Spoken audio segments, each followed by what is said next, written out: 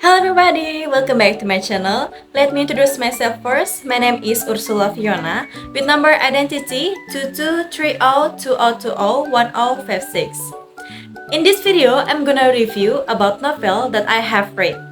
So, without any further ado, let's get into the topic. I start with the identity of the book. The title of this book is Splash, and it is written by Apricot Peach as an anonym name.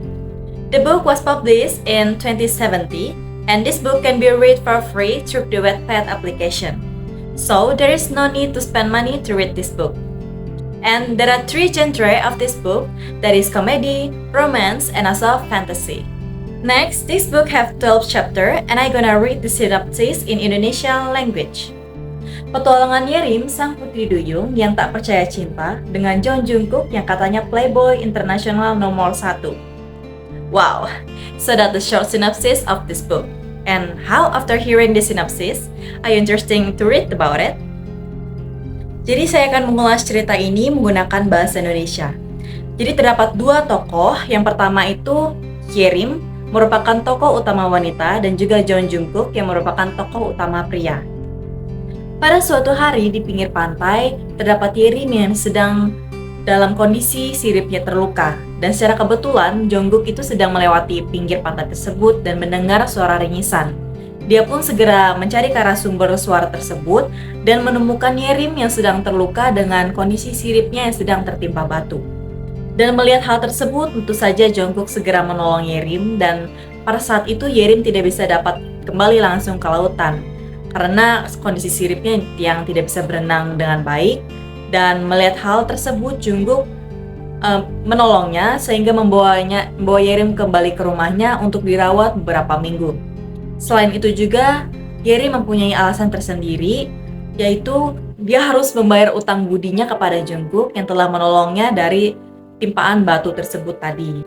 Singkat cerita, di rumah Jungkook mereka pun melalui hari-hari bersama saat suka maupun duka. Dan secara tidak sadar, mereka pun memiliki perasaan yang lebih dari seorang teman satu sama lain. Dan pada saat mereka telah mengakui bahwa mereka saling mencintai, Jungkook pun meminta Yerim untuk berjanji bahwa untuk tidak meninggalkan dia dan akan selalu di sisinya. So, can you imagine how selfish he is? Karena Yerim sadar bahwa dia harus membayar utang budinya itu kepada Jungkook yang telah menolongnya di pinggir pantai, jadi dia menepati janjinya untuk berada di sisi Jungkook, sehingga membiarkan dirinya tersisa dengan tidak terkena air laut. Kondisi tubuh Yerim pun semakin hari semakin memburuk karena pada dasarnya Yerim adalah seekor putri duyung, jadi sudah seharusnya dia berada di laut dan tidak dapat tinggal berlama-lama di daratan. Namun karena janjinya dengan Jungkooklah yang menahannya untuk tetap tinggal di daratan lebih lama lagi. Pada suatu hari, Yerim pun tidak dapat lagi menahan rasa sakit di tubuhnya. Tubuhnya berubah menjadi sangat kurus dan muncul sisik-sisik ikan di kakinya. Melihat hal tersebut, Jungkook ingin mengembalikan Yerim kembali ke lautan. Tetapi semuanya telah terlambat. Yerim tidak dapat diselamatkan lagi. Oleh karena itu, Jungkook hanya meratapi tubuh Yerim yang telah berubah menjadi pasir sehingga dapat tertiup oleh angin. Dan meninggalkan Jungkook sendirian di sana. 3 tahun kemudian, Jungkook berubah menjadi pribadi yang lebih pendiam dan terkadang sering menangis karena meratapi kepergian Yerim. Lalu, keajaiban pun muncul. Yerim dengan wujud seorang manusia seutuhnya berada di depan Jungkook. Karena pada saat Yerim menjadi seekor putri duyung, dia tercipta dari 2 gabungan. Yang pertama adalah dari kalung liontin Jungkook yang hilang terjatuh di lautan, lalu yang kedua, dia tercipta dari jiwa yang hilang. Oleh karena itu, Yerim dapat menjadi manusia seutuhnya. Jungkook yang mengerti akan hal itu pun merasa bahagia dan hidup kembali karena belahan jiwanya sempat meninggalkannya kembali lagi kepadanya. Begitu pula dengan perasaan Yerim. Tak berselang lama, mereka pun saling mengucapkan janji suci di atas altar dan hidup bahagia sampai maut memisahkan mereka.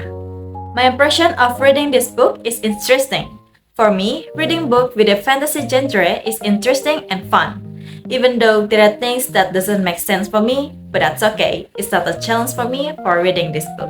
My message for this book is to provide more picture to make it easier for readers to visualize the story. Moreover, this book is a fantasy genre which is difficult to imagine in the same way as the author. And I also like the author writing style because the author using simple language to write and make it easier for readers to enjoy the plot from the beginning till the very end. And my rating for this book from 1 to 10 is 8. So that's all for my book review. Hopefully you guys also like and interested to reading this book.